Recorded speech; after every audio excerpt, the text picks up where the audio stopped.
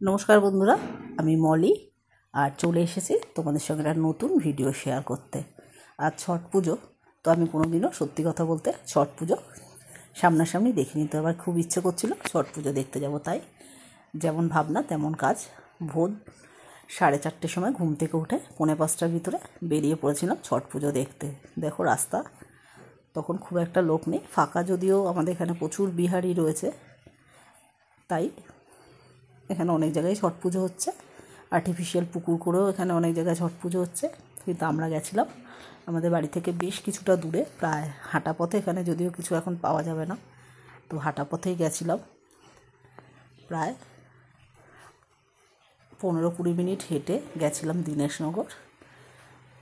একটা পুকুর রয়েছে, সেই পুকুরটা বেসিক্যালি ছট পুজোর জন্যই সাজিয়েছিল, আর এখানে প্রচুর লোক ছট পুজোর জন্য গেছিলো, তো আমরাও গেছিলাম দেখতে। আমি যেহেতু কোনোদিনও দেখিনি আগে, তাই এবার আর চান্সটা মিস করতে চাইলাম না, তাই চলে গেলাম।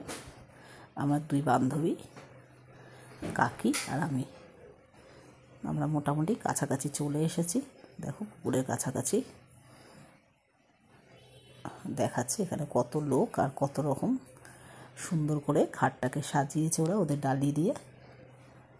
দেখতে ভীষণ ভালো লাগলো, একটা নতুন অভিজ্ঞতা হলো বলতে পারো। দেখো আমরা চলে এসেছি পুকুরের কাছে, আর পুকুরটা বিশাল বড়, চারিদিক দিয়ে এরকম বাঁধানো রয়েছে, আর এক ধারে পুরো এ মাথা থেকে ও মাথা পর্যন্ত বাঁধানো সিঁড়ি। এটা ছট পুজো উপলক্ষেই পুকুরটাকে এরকমভাবে তৈরি করেছে, নাহলে আগে এরকম ছিল না। এখন যেহেতু অনেক জায়গায় পুজো করতে দেয় না, যেহেতু জল নষ্ট হয়, তাই এখানেই এখন করে। আমাদের এখানে আর একটা জায়গা আছে, সেটা হচ্ছে পালপাড়া পীর পুকুর, তো ওটা আমাদের বাড়ির থেকে অনেকটাই দূর, তাই ওখানে আর যাওয়া হয়নি। এর থেকেও বড় করে ওখানে পুজো হয়। দেখো ভিডিওটা তোমাদের দেখাচ্ছি, কত লোক এখানে পুজো দিতে গেছে। দেখো কি ভালো লাগছে ঘাটটা দেখতে। তখন অল্প অল্প অন্ধকার ছিল, কিন্তু চারিদিকে এত আলো বোঝা যাচ্ছে না যে অন্ধকার ছিল রাস্তাঘাট। সবার কুলোতে দেখো একটা করে ঘিয়ের প্রদীপ জ্বলছে। দেখো সবাই ছটি মায়ের নাকি ছট মাইয়া কাছে প্রার্থনা করছে।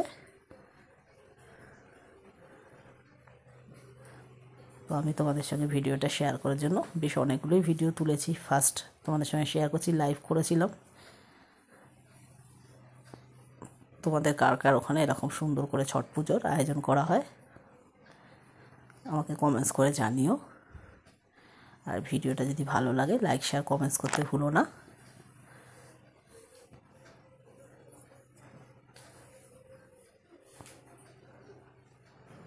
দেখো চারিদিকটা কি সুন্দর লাগছে দেখতে, আর লোক, শুধু লোকের মাথাই দেখা যাচ্ছে। ভিডিওটা ভালো লাগলে লাইক, শেয়ার, কমেন্টস করো। ফিরবো আবার অন্য কোনো।